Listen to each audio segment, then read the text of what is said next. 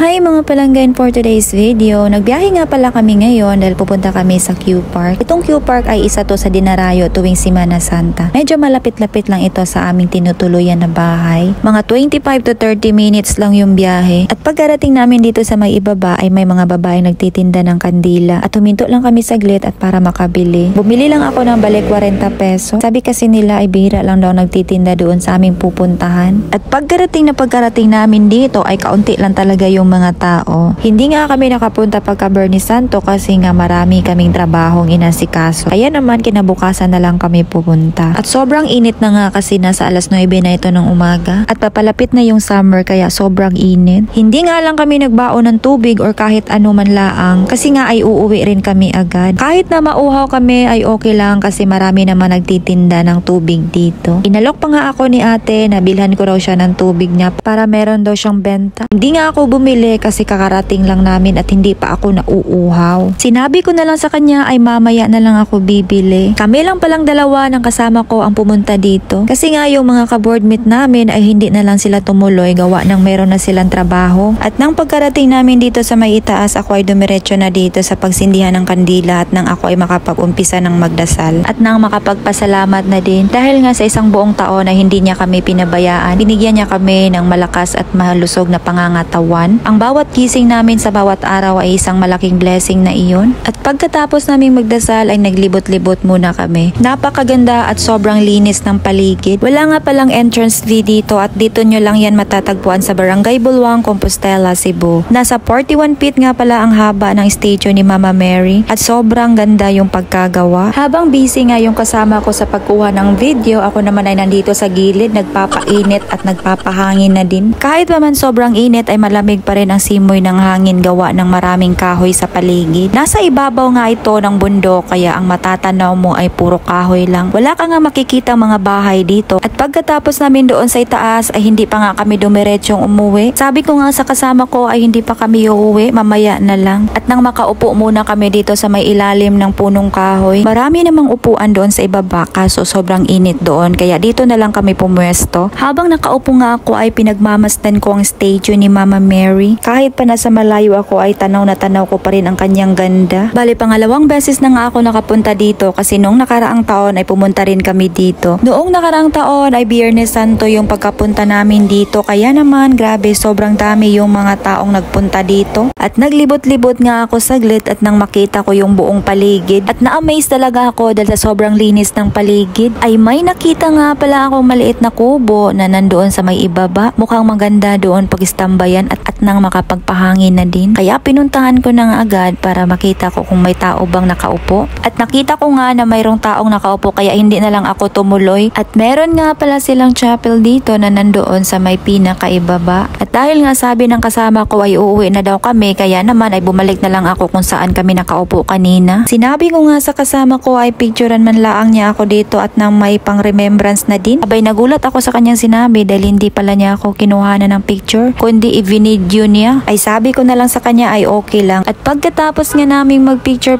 ay umuwi na rin kami kaagad dahil kami ay nagugutom na. Tinapay lang kasi yung almusal namin at saka kape. Mag-aalas 11 na nga pala ito kaya naman ay gutom na rin kami. Hindi kasi ako nakapagluto kaninang umaga buhat nang ako hindi maagang gumising. Alas 8 na nga pala ako nakagising kanina kaya hindi na lang ako nagluto para sa aming almusal para makaalis kami kaagad. Malayo-layo na nga kami nito pero natatanaw pa rin namin ang statue ni Mama Mary dahil sa sobrang laki. Ito nga pala yung chapel na sinasabi ko kanina na nandito sa may pinakaibaba. Kanina kasi nung papunta pa kami ay hindi kami nakadaan dito. Iba kasi yung exit nila at iba yung entrance. At nakita ko nga na may mga taong nakaupo. Sobrang tahimik nga ng kanilang lugar kaya naman makapagmilay-milay ka talaga dito. Kaya naman dinarayo ito tuwing Semana Santa. So yun lang po. Please don't forget to subscribe my YouTube channel. Thank you so much. Bye!